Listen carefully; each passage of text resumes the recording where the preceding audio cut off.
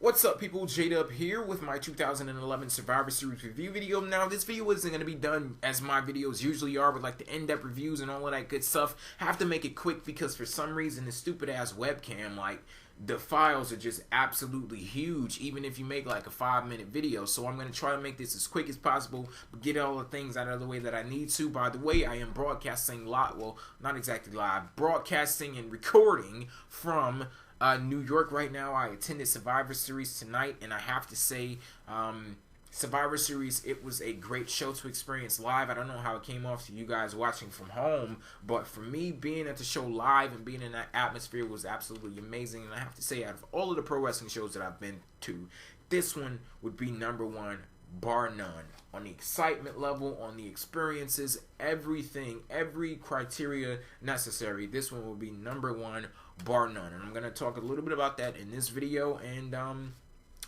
yeah, let's move on to the first match of the night. Dolph Ziggler versus John Morrison with the United States Championship on the line. The story here is not the match itself.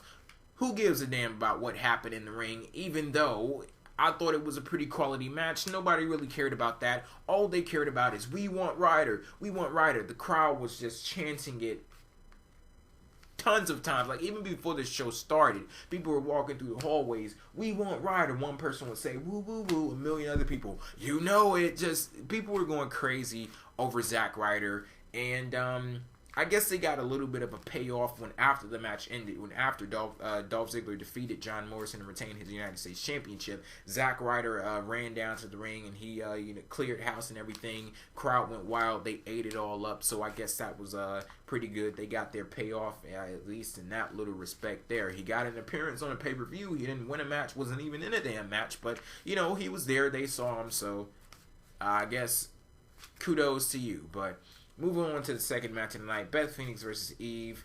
As you guys can probably see, the quality of this video is pretty fucked up. The reason being, I left my usual webcam that I use in situations like this at home, and I guess right next to it, I left my Easy Mac. And with this match, like, I needed my Easy Mac there, so I didn't have that comfort. So, you know, I don't know. This match was just, like, there.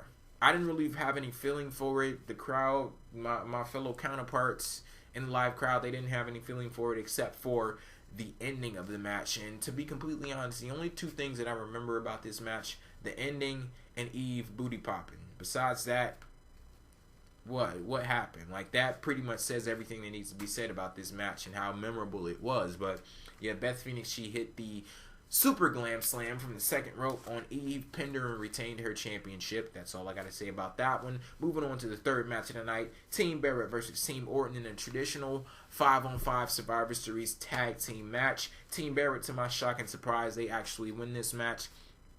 Cody Rhodes and Wade Barrett were the last two members of their team to be survivors, and Wade Barrett was actually the one that pinned Randy Orton, who was the last competitor on his team, thus winning it and throwing things in favor for Team Barrett. Sin Cara, he got injured during this match. I knew it was serious when I saw Sin Cara laid out on the ground, and he was there for a considerable amount of time. He was there long enough for me to say, damn, like, what's going on here? Like, something seems wrong. And, you know, we've seen people botch many times before. Hell, we've seen himself botch many times before. But I noticed that there was something real serious about this case. And I reported on PWFEmpire.com that we had WWE officials help. He needed help to get to the backstage area, and he was hopping on his right leg. He wasn't using his left leg at all. I speculated that it may be an ankle injury, but WWE reported that it is a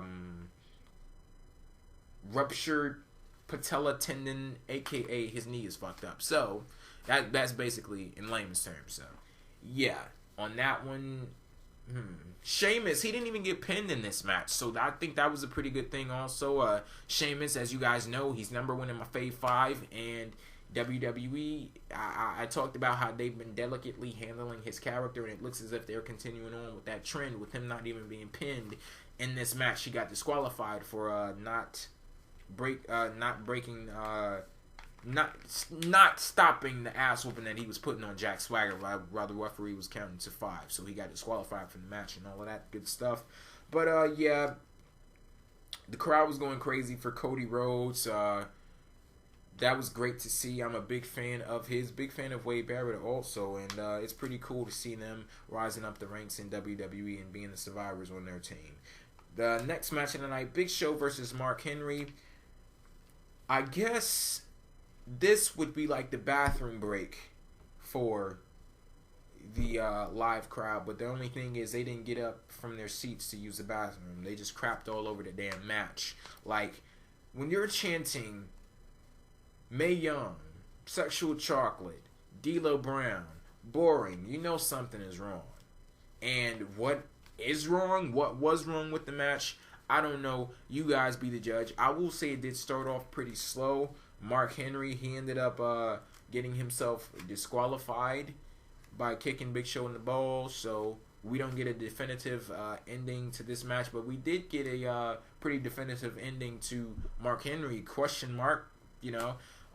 Big Show, I guess, inducted Mark Henry into his own Hall of Pain, basically mimicking the same procedure that Mark goes through when he puts the person's leg through the steel chair and slams himself down on the chair. So that's what happened at the conclusion of everything that was going on between the Big Show and Mark Henry. I thought that this match in the beginning, it was a little too slow for my taste, but it did pick up with Big Show hitting moves like the diving elbow drop from the top rope. I thought that was pretty cool, but yeah, it's a step down from what they did at Vengeance, but then again, what the hell else could they do to keep up with that, or, you know, even try to top that? So if anybody was expecting them to do that, maybe you were asking a little bit too much. But yeah, on to the next match of the night. Big Show, and I just said that one, CM Punk versus Alberto Del Rio for the WWE Championship. CM Punk wins the WWE Championship. He is your new WWE Champion. He made Alberto Del Rio tap out to the Anaconda Device, and I actually got to celebrate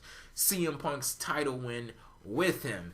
If you guys watched the pay-per-view, you would have seen CM Punk, after the match was over with, jump into the crowd. He was like celebrating with all of the fans and stuff with the championship, and I was right in the middle of it all. I was literally right next to CM Punk. Like, we were probably that far away from each other, and I actually got to pat him on the back a couple of times. I was trying to touch the WWE Championship too, just trying to put my hands on it, but he left before I could actually do that. But yeah, that was an absolutely amazing experience. I'll never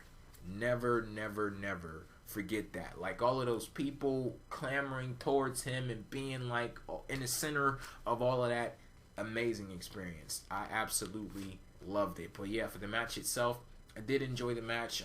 It had its very exciting moments in it, and CM Punk, it looked like at one point he was gonna tap out to Alberto Del Rio with the cross arm breaker, but to no avail, and CM Punk is declared your winner.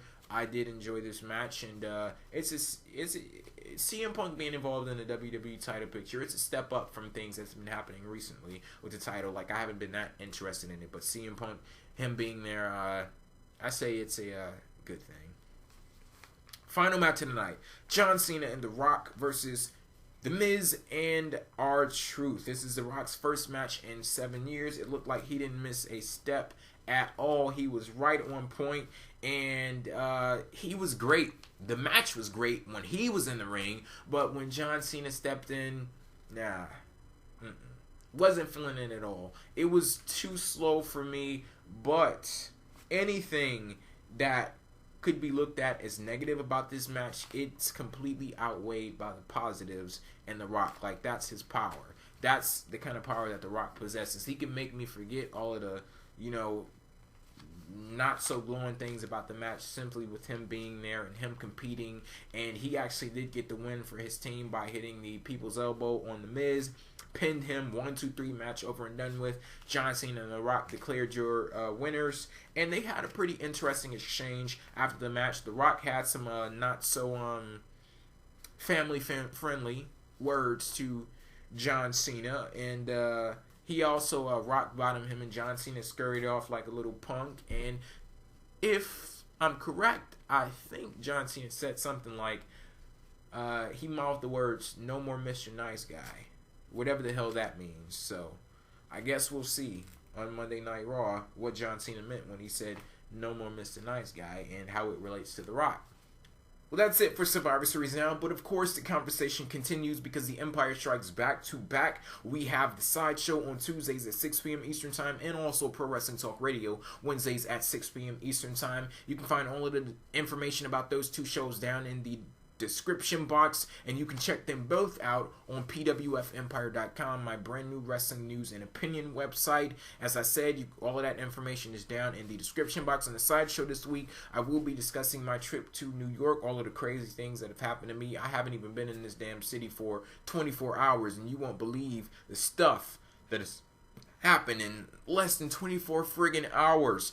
Also, I'll be talking about all my experiences at Survivor Series, everything that happened, maybe things that you may not have seen when the cameras were cut off, all of that good stuff, and I'll be sharing some pictures with you guys. Got some videos also. I actually have a video with me in the midst of the whole CM Punk celebration, so yeah, that's pretty cool. And on Pro Wrestling Talk Radio, I'll be giving a more in-depth review of Survivor Series, so make sure you tune into those shows. I am J-Dub. Thanks for watching.